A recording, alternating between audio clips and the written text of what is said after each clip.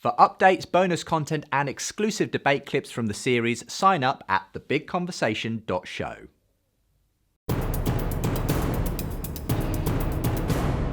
Do you personally think that scientific progress has, if you like, validated a secular or even atheistic view of reality as opposed to a religious one? Yes. It certainly, just in terms of literal factual beliefs like the age of the Earth, the origin of humans, the nature of life, the size of the universe, has undermined the factual claims of Scripture. It has also presented a picture of the laws of nature that allow no place for any kind of goal, purpose, teleology, or a concern with human affairs of the laws of the universe. The origin of life, which used to be one of the great holdouts, the idea that even if the physical world could be explained by purely mechanistic processes, life required some divine spark, was undermined, but first by Darwin and then by Watson and Crick.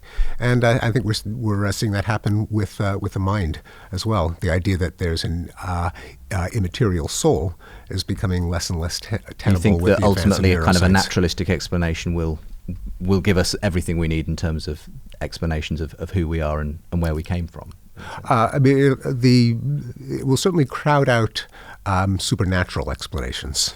What's your view on that, Nick? I mean, we're going into sort of these are deep waters, deep waters here. Yes. So just one comment, I suppose, before we move on. I suppose my one comment, I mean, obviously self-evident, I disagree with Stephen in much of that, perhaps not all of it. My one comment would be a caution in this particular debate. I'm reminded of a debate by two thinkers, even greater than those gathered around the table.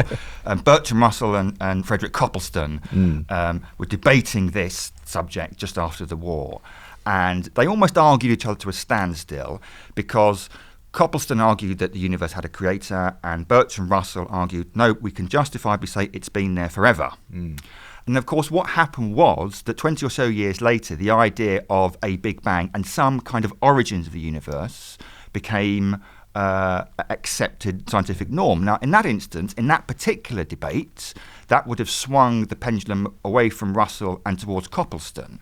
But of course, you never know what's going to be around the corner. So if you bank all your kind of arguments on the later scientific or indeed kind of historical wisdom, you've got to do so cautiously.